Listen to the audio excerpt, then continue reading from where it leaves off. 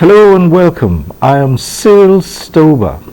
Now, the 29th of May 2023 marked the beginning of the administration of President Bola Ahmed Tinubu. The Buhari years came to a conclusion, and not a few Nigerians looked ahead in anticipation of better days ahead. After all, the slogan of the new president while he campaigned was renewed hope. The country was reeling from a cash crunch, a stuttering economy, heightened insecurity, ethnic and religious tensions, and divisive politics. So it was understandable that the people would demand immediate and decisive action by the new administration to address these issues. Today, the expectations and the projections come into view against the backdrop of some of the policies adopted so far, just short of 6 months in office. My guest is a member of the Federal Cabinet, the Honorable Minister of Information and National Orientation, Mohammed Idris. Minister, thanks for joining us on One-on-One. Thank you, Cyril. All right. Good having you. Right, the Tinubu administration came in at a very rough period of the country's history, so it's correct to say that its job was already cut out for it.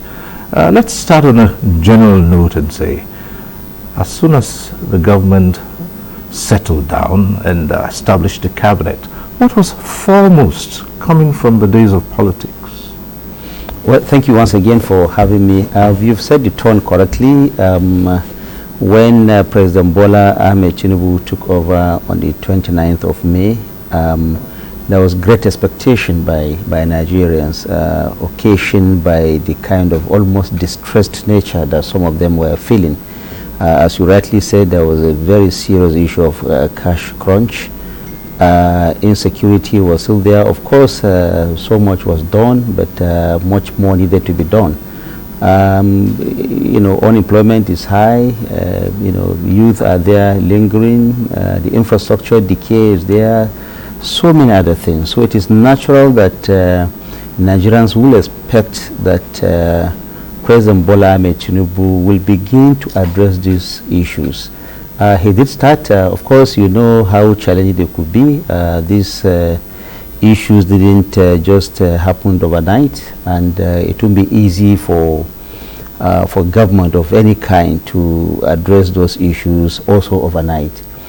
Of course, you will also say that Nigerians knew that there were these problems, and that was why they voted in President Bola Ahmed Tinubu in the first place. And they were right. But he set the ball rolling, as you could see. He started by first constituting his cabinet. Within the period stipulated by law, within 60 days, we already had the cabinet in place. And in the maiden Federal Executive Council meeting, he charged all members of the Federal Executive Council to be alive to their responsibilities, to also know the expectations that Nigerians have on government and on all of them, and to tell them that, look, there's no time to waste. You have to get on the job, and the minister started, and you can see where we are going now. All right, one of the very first things he did was a question of removal of the subsidy on petroleum products. That led to a number of chain reactions, and the government itself said it was going to ameliorate the difficulties brought about by that decision. How well has this been done, carried out? Well, thank you for bringing that issue up. You see, the fuel subsidy problem has been there. It has lingered for a long period of time. Successive administrations have pledged Nigerians to take away a subsidy that was benefiting only a small percentage of Nigerians. The majority of Nigerians were denied the benefit of infrastructural development. They were denied benefits of jobs. They were denied benefit of healthcare. They were denied benefit of the proper input in the agricultural sector, because so much was being wasted on the so-called fuel subsidy. And so from day one, Mr. President said, look, fuel subsidy had to go. As you said, yes, that led to a lot of reactions, and you have seen also what government is doing. They've rolled out measures to cushion that, because the population is largely in the states. The federal government deemed it necessary to channel almost all of its intervention projects with the state governors. The governors had some access to funds. They also had access to assorted grains. They had access to fertilizers, all funded by the federal government. Now, all these are immediate remedial measures that federal government had to take so that Nigerians would at least, in the meantime, cushion that effect. But of course, more sustainable programs are being put in place. You saw that, for example, the labor people wanted an increase in their remuneration, and the federal government obliged. President Bola Ahmed Tinubu is the listening type of leader. He doesn't believe that labor, for example, should go on strike because of a temporary hardship occasioned by the removal of fuel subsidy. They demanded. He initially said he was going to make a 25,000 naira additional wage award to most categories of workers. They came back. I was personally involved in all those processes of negotiation with the Labour Congress and the Trade Union Congress. And they said, look, 25,000 was too small. We went back to Mr. President, and within a short time he agreed. The numbers were done, and he felt that they could add additional 10,000 to that. That's unprecedented for a Nigerian leader to, listen to members of the Nigerian Labour Congress and the TUC. And today, what we have is a 6-month wage award of 35,000 across board to all federal workers. Now, Mr. President expects the private sector to replicate same. He also expects that the state governments will also sit down and look at same, so that because we're all Nigerians, and suffering is not just for federal workers, it's for all Nigerians. He has done that.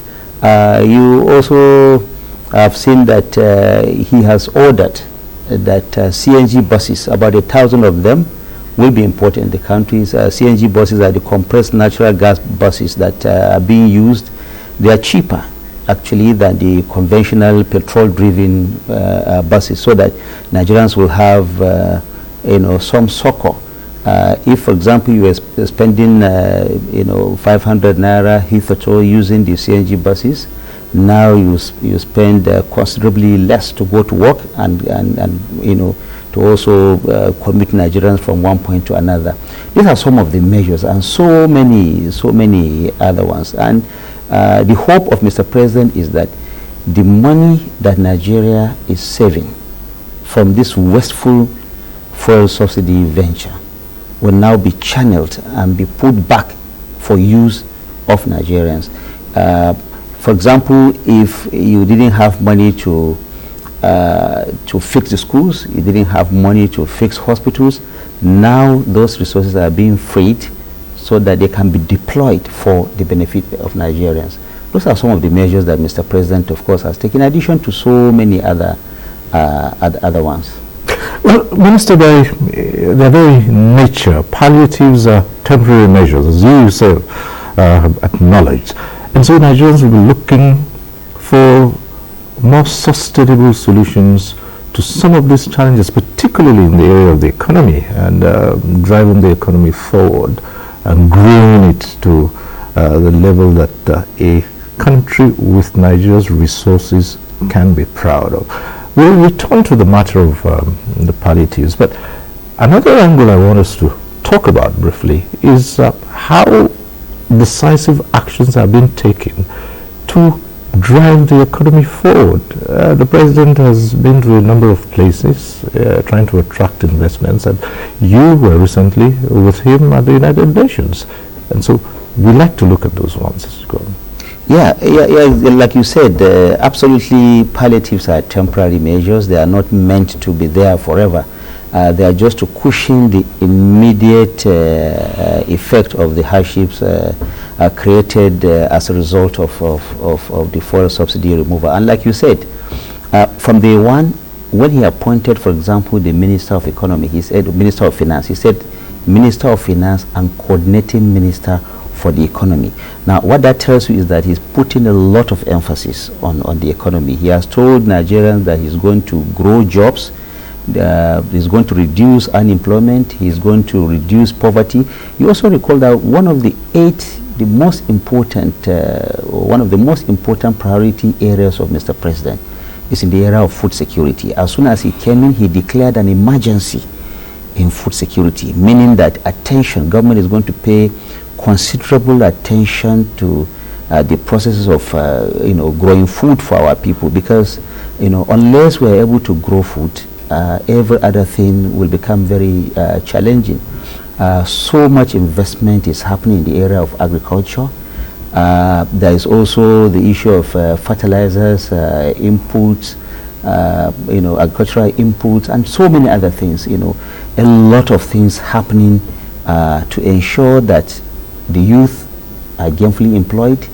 Nigerians can go about their normal, day-to-day affairs. Of course, you saw the way he tackled insecurity. He's still here with us. Mr. President is not pretending that these issues have gone, but considerable attention has been paid to the issue of insecurity, because we all know that unless the environment is secure, even farmers, even the agriculture we talked about cannot be fully driven to its rightful potential. Insecurity has become a major problem. You all know that it didn't start today. We've been grappling with it, but thank God a new set of service chiefs were appointed. A new national security advisor was appointed, and all of them are putting hands on deck. It's not yet over, but Mr. President is going in the right direction. Again, you also mentioned his visit to the United Nations. Before that, he went to India, and he also had a stopover at the United Arab Emirates. Again, Mr. President is also planning a couple of foreign travels that are all aimed at driving investment to Nigeria. In Onga, for example, there is additional 40,000 barrels per day of oil that Nigeria was able to gain as a new push to reviving the economy. And everybody all over the world are looking at Nigeria as a new destination for investors. And this is what Mr. President is trying to drive. Unless you have people who are investing in your economy, unless you have people who have the capacity to bring funds into Nigeria, it's impossible for government to do it alone. So the focus is, let's secure an environment, let's create an enabling environment for businesses to thrive. And you also saw that one of the few executive orders he signed is the ease of doing business executive order. Now, this facilitates the ease with which foreigners or even Nigerians can engage in productive business ventures in this country without waste of time, for their benefit and for the benefit of all Nigerians. Well, one of the prerequisites for growing the economy and getting most industries that are comatose back to work is power, the issue of power. And that has been very challenging for successive administrations in this country. Now, what is the Tinubu administration going to do differently to ensure that the base of power, which will of course determine how much the industrial sector grows? Yeah, you've said it right. It's impossible to even contemplate any meaningful development if the power sector is not fixed. And Mr. President recognizes that. And even at the maiden Federal Executive Council meeting, he also made mention of that. And he put somebody who he thinks is also, has some magic wand, so to say, in fixing this power sector. The president is paying a lot of attention to power. Of course, the details will be provided by the Minister of Power in that regard. He's putting together a very comprehensive roadmap to achieve that. So much is happening. He recognizes that power is a prerequisite to development, and nothing can happen if that sector is not fixed. And Mr. President is going to do that, I assure you. One of the areas in which the president had said he would do something about is the bureaucracy, and we've seen a number of reforms. In fact, let's come home to you now, Minister. You Minister of Information and National Orientation. A short while ago, that was known as just information and culture. Culture has gone somewhere else now. But the key thing here is the national orientation. Let's look at that against the background of where this country is coming from and what it is. You think that there is a need for a rebirth in the orientation of Nigerians, the question of moving the country forward? Oh, there's no question about that, Cyril. I think every Nigerian recognizes the fact that we are perhaps at our lowest ebb when it comes to the issues of patriotism and the love for nationhood. Unless Nigerians go back to the basics and, understand who they are as a people, what is the essence of their own collective existence, the issue of patriotism will have no place. And if you are not patriotic, then of course you've lost it. It is not for nothing that Mr. President rechristened, like you said, the Ministry of Information to become Ministry of Information and National Reorientation. One of the marching orders that Mr. President gave me particularly in charge of that ministry is to go back and see how reorientation, that is at the core, that is at the heart of any meaningful development for any nation can happen. But, Nigerians no longer believe in leaders. They don't believe in even government communication. We have reached a point where when people, leaders talk to followers in Nigeria, is being seen as if it's just another person talking. No one seems to believe again. And I think both the leaders and the led have to now come back and recover our senses, so to say, refocus and rededicate ourselves to this consciousness of the fact that we need to think as a nation. There is no country in the world that has ever made any meaningful progress without orientation and reorientation. Mr. President is paying a lot of attention to that. In the next weeks, few weeks and months, so much is going to happen in that direction. There's going to be a huge campaign that is going to happen, akin to what we have had many years ago, driving back those old values, those ethos that Nigerians need for them to think as Nigerians and to believe in their country and to believe in this concept of nationhood.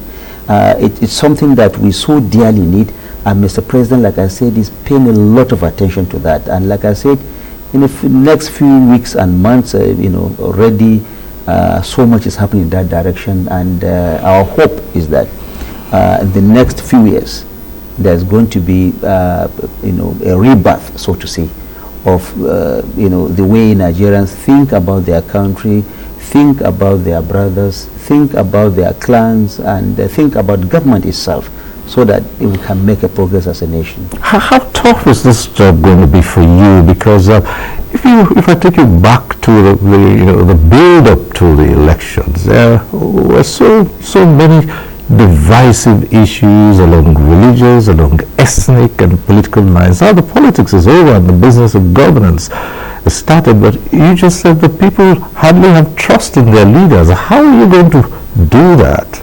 Well, it's really very challenging, Cyril. I must admit, this is not going to be a tea party.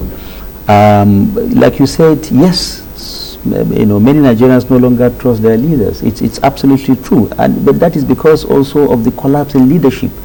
You can't put a trust in someone that has not also earned that trust himself. He has not shown you that he has that capacity to lead you faithfully, honestly, and convincingly. And that is what President Bola Ahmed Tinubu is trying to bring back.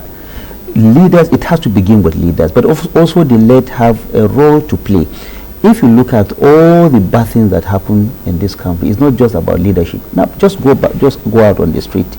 Even mere, manholes created, and some iron rods are put there to protect people from falling inside. Some people go in the night and remove it. Of what value is that? You put street lights, someone goes in the night, cut off the light, and takes it away. Now this person is as guilty as the person who is looting the treasury. He is as guilty as the person who is not providing purposeful leadership for his people. So we all have this collective problem, I should say, and it's a tough one, but it has to be done. And we are all Nigerians. We believe in this country. There is nowhere else to go.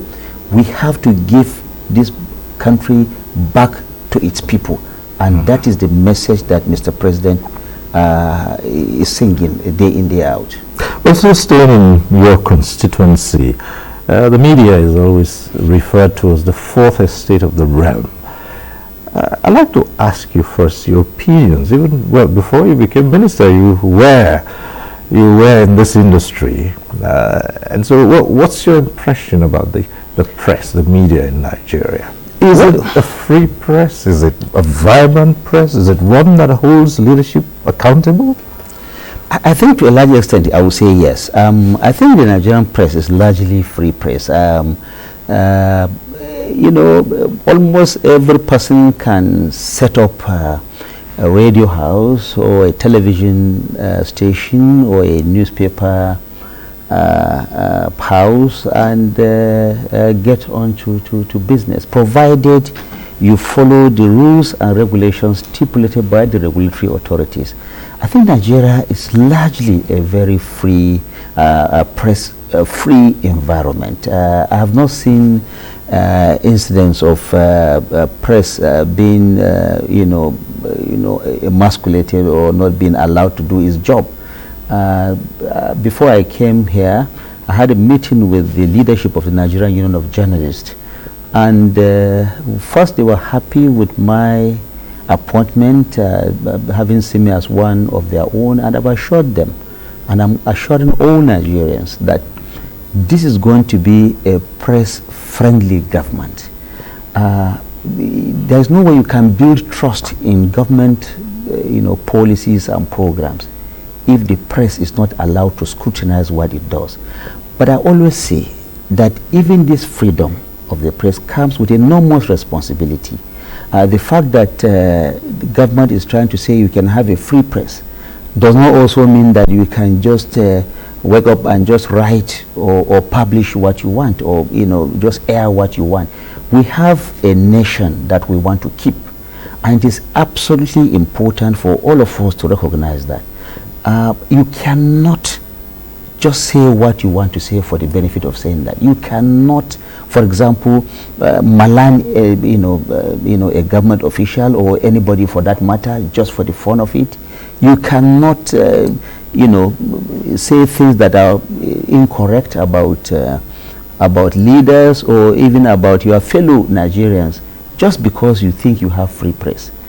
Free press is there. We have to uphold it. We have to fight for it. But it is absolutely important that we recognize that free press also comes with enormous responsibility. You can't tolerate, for example, fake news. Somebody just picks up his laptop or phone. Only yesterday, Nigerians, around the night had this news that one of the foremost Nigerian elder statesmen had passed on. It turned out to be false. Now, why do you condone such a thing? This is an elder statesman that has done so much for this country. Why do you ascribe death to him when it has not happened? These are some of the examples, and so many other things. You don't just say what you want to say because you have a free environment.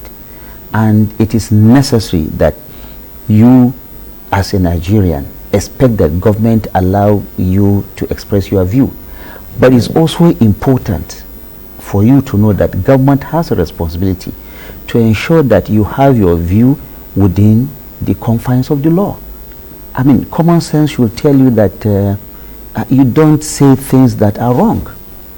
That cannot be free press. That is fake news.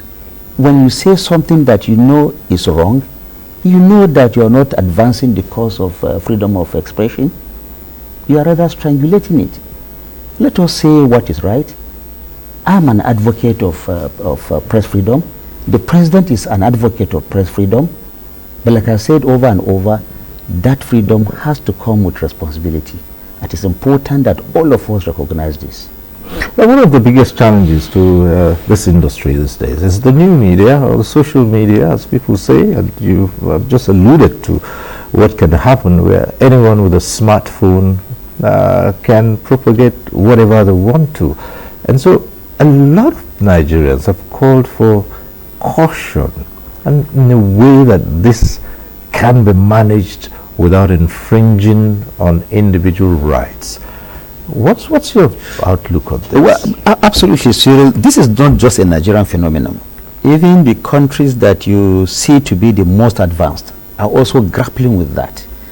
The issue of fake news is a global issue. I must say it's not just a Nigerian issue, but I'm glad that there is now an international collaboration to tackle this without infringing on people's rights to speak on the freedom of expression. It's a very, very difficult line, but it's also an important one that people have to take. You must report what is right responsibly, but you know, government also has to create that enabling environment for that freedom of expression to happen. I think the Nigerian government is very, very sensitive to that. President Bola Ahmed Tinubu has repeatedly said that, look, he has no intention whatsoever to cage the press. Remember, he's a Democrat, and the press played an important role in the return of Nigeria to democracy. You saw the role he also played in the past in tackling the military and ensuring that Nigeria comes back to, to be a democratic nation. Now, why will he now turn around to now say that you don't need a free press? In any case, anybody that thinks that the press can be gagged, is not being faithful to even himself, because at some point it will also come back to haunt you. Like you said, fake news is a big problem. It's a huge challenge. And like I said, it's not just a Nigerian problem. It is a problem for the world. And I'm glad that there is a collaborative effort now happening to come up with strategies of tackling that without necessarily infringing on the rights of individuals. Maybe if I can add to that, the question of access to information by state authorities, government in this instance, and in the few days after your appointment, you were reported as saying that this will not be an era of propaganda and lies to the people, but the government will tell the truth. And I just want you to, restate that. How accessible will the media be towards government information? Because they say where there is a vacuum, and then rumors thrive.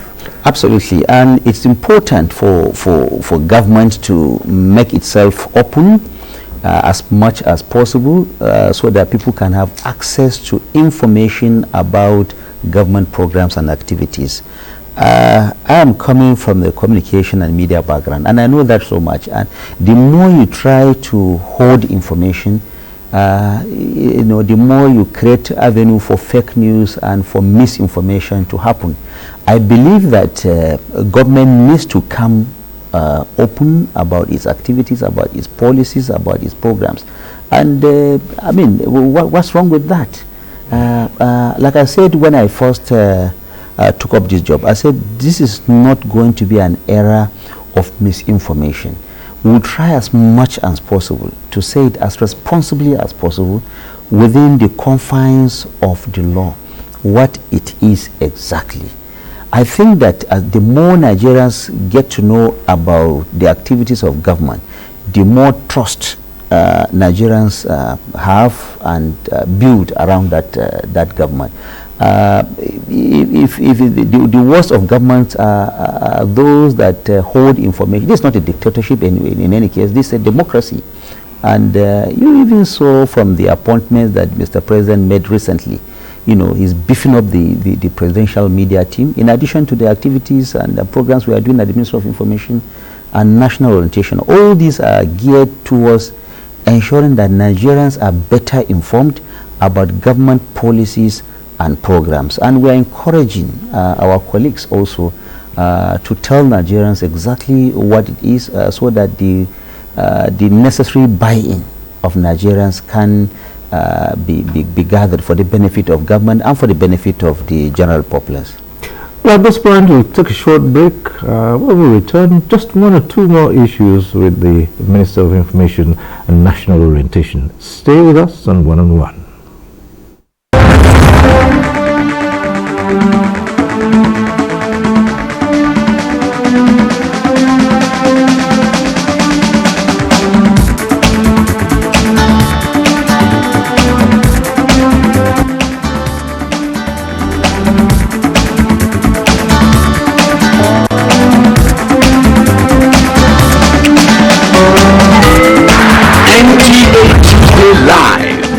Network issue-oriented innovation talk show.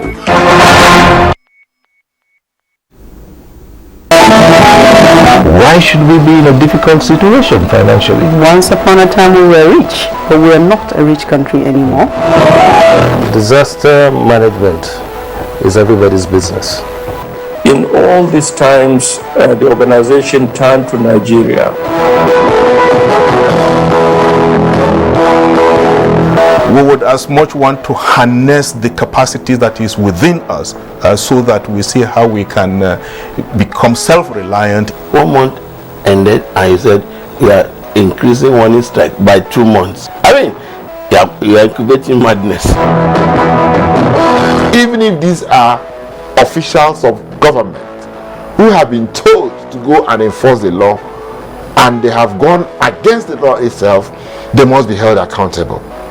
One on One, Friday, 10:30 p.m. on NTA Network. Thanks for staying with us. My guest here is the Honorable Minister of Information and National Orientation, Mohammed Idris.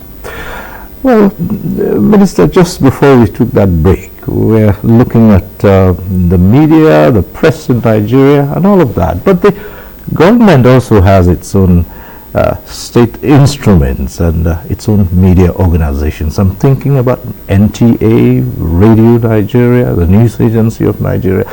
These are organs of government, and it's the truth to say that sometimes, even though they are agencies of the government, they suffer when it comes to so many things. Let's look at some of those organizations, and starting with the NTA itself, in this era where people have access to the best of the media, electronic media in the world. Well, what are you looking at when you want to bring up the NTA to be at that level internationally? Okay, thank you. Very important question, and I think that is what led me to the tour of the facilities of the NTA in the first place. We all know the history of NTA as the #1 public broadcaster in this country, and this is a public station that has the widest reach. perhaps one of the few, on this continent that has the kind of reach that it has. But we also know that it has its challenges. Sometimes obsolete equipment, the welfare of staff, the dedication of staff to duty, and so many other things. I think that it is absolutely important that we invest in the Nigeria's public broadcasting sector, and the NTA is the flagship of that. We have to ensure that NTA reclaims its position as not just the one that has the widest reach, but the one that also has the best of reach. For example, I have been saying that when you juxtapose the NTA alongside other private television stations, you see that the screen is not very palatable. We must admit. I have seen that there has been some progress in that direction in recent time, but we're not yet there. We must come together and rally around the NTA, do sometimes some radical reform so that it can compete with its peers, not just in Nigeria, but internationally. What's the problem having, for example, a clean screen for the NTA? Clean screen mean, a screen that you can compare with all the best screens in the world. One of my biggest challenges and mission here is to ensure that NTA competes with any television station. We will get there. I know that it's a tall order. It's a very large organization, over 100 stations around the country, but it also has the biggest reach. There is no way that the NTA can be left to its devices, so to say. Government must look closely into the way NTA is being run and being managed with a view to making sure that we get the best out of it. If you recall, most of the best hands that have left this NTA are the ones that have gone to build most of these private TV stations. So where's the problem? The manpower is there. Why won't you have the best like other TV stations have? I think that it can be done. It's doable. Government is going to pay a lot of attention to that, and my hope is that in the nearest future, NTA will be a different station altogether. I'm happy that I've seen some, steps being taken already in that direction. NTA now breaks news, does a lot of things. I'm also happy when I heard that you are returning, for example, some of the bureaus that you hitherto had, and creating new ones around the world, so that your processes of news gathering can be further enhanced and developed. It's important that attention is paid to this #1 public broadcaster for Nigeria. I think we have a responsibility to make NTA and other public broadcasters like the FRC and the Voice of Nigeria work the way they should. Well, if we take a short break from the matter of the media and go back to the administration and the president, of course. Shortly after I became president of Nigeria, President Tinubu became chairman of ECOWAS, and quite a number of Nigerians wondered about that, because given the numerous challenges he had to tackle here, said taking on an additional responsibility for at the sub-regional level was perhaps asking for too much. What do you think about that? No, I don't think so. #1, the president didn't ask that, look, I'm coming, I must be made ECOWAS chairman. I think it is because his colleagues, fellow and his colleagues on the African continent, in the sub-region in ECOWAS, felt that, look, this is somebody who has the right temperament for the job, and perhaps you are impressed by some of those early steps that Mr. President has also taken to reform this country, to reposition this country, to bring it back to reckoning on the world stage. And if you are doing that, and if all over the world, Nigeria is being looked at as a country that is undergoing some form of rebirth for the better, positively. So what is wrong with ECOWAS saying the leader of Nigeria can as well lead us? In any case, Nigeria is a leader on the African continent. There is no way that Nigeria can be ignored. Nigeria has contributed tremendously over the decades and years gone past to ensure that there's stability within the ECOWAS region, and that is the role that I think that the heads of governments of the West African sub-region and ECOWAS are looking at. But then no sooner than he took on that responsibility, he had, as they say, the baptism of fire with democratic governments being overthrown within the sub-region, and the response to that created some sort of an alarm in the local population about how to handle that. Well, I think it's also a baptism of fire to those who are also seeking to distort democracy on the continent, especially in this sub-region.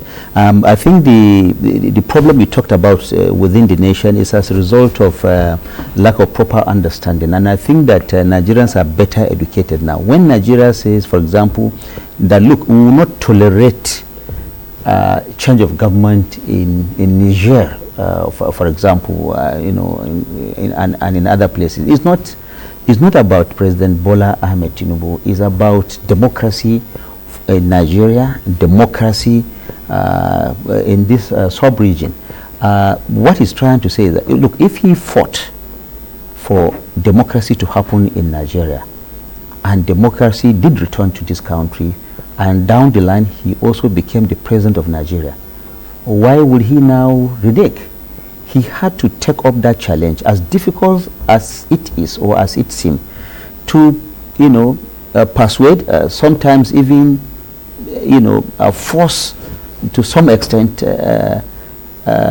democracy to continue to thrive on the African continent, especially around us.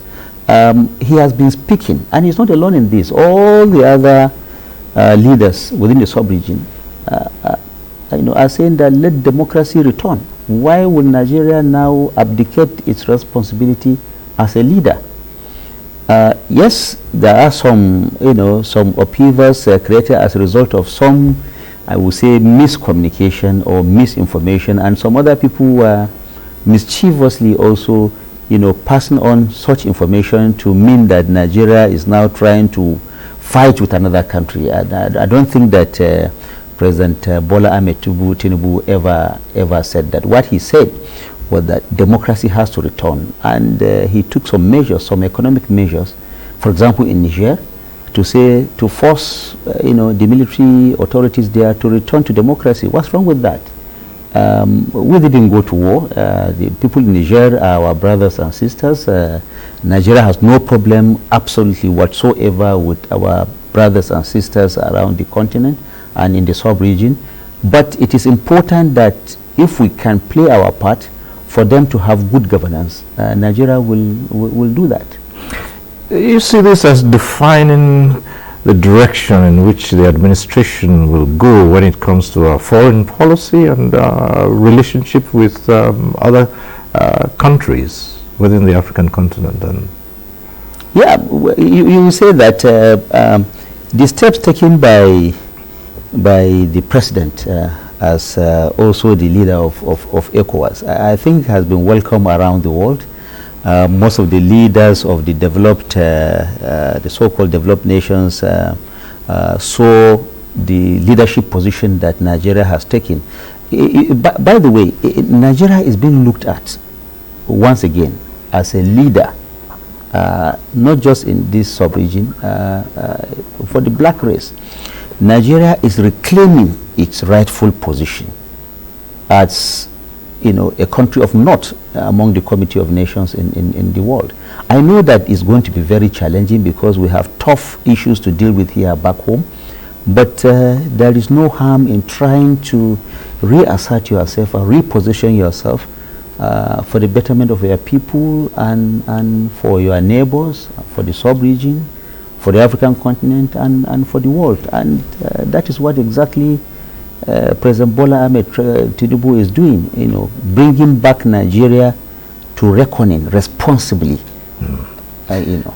As we begin to wind down, I'd like to return to the matter of renewed hope. Now, the concept of a renewed hope presupposes that hope was at a very low ebb in the past, and now you're renewing this hope. And the question on the lips of most Nigerians, which I'll put to you directly, is can the people trust this government and trust this president?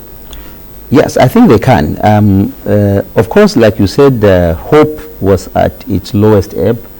I opened this session by saying that trust in leaders, in government, was at its lowest, and that was what led to Mr. President also talking about renewing that hope that Nigerians have always had.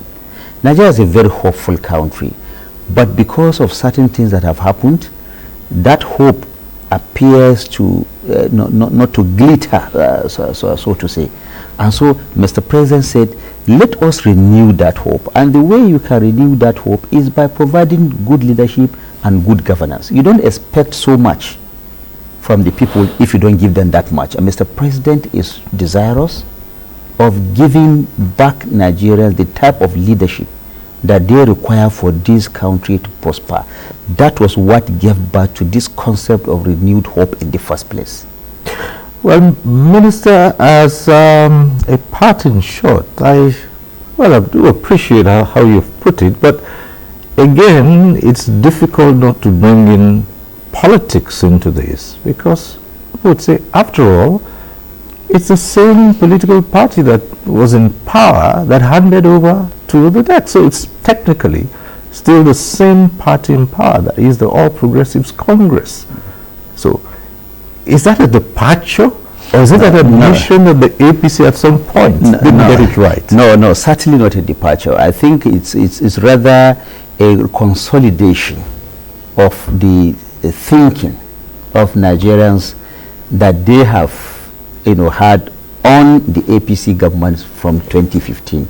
Now, if you say you are renewing something, now that doesn't mean that that thing wasn't there, that it had disappeared or it had disappeared. What we are saying is that, look, it appeared to have dimmed, and so let us now rekindle it so that Nigerians can have that benefit. It is an APC government, it's a continuum of the APC administration. Of course, we need to progress. Certain things that are seen not to have worked very well will have to be fine-tuned, to be recalibrated for the benefit of Nigerians. That is what Mr. President is doing.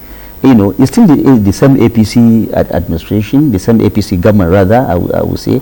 But Mr. President is re-engineering the hope of Nigeria in the same APC government by providing even better leadership for the entire country. This is exactly what he has set out to do, and that is what he's doing. Mohammed Idris, Honorable Minister of Information and National Orientation, it's been interesting talking to you. I'd like to thank you for coming on One-on-One. My pleasure. Right. Thank you very much. We hope you'll come again some other time and tell us more, perhaps when we've made some more progress, to tell us how far with the administration. Well, if there's the need for me to come, I will always come here, Cyril. Right. Thank you. Thank you. And that's our program today. We thank you for watching. Next week, we'll be back with One-on-One. I'm Cyril Stover. Bye for now.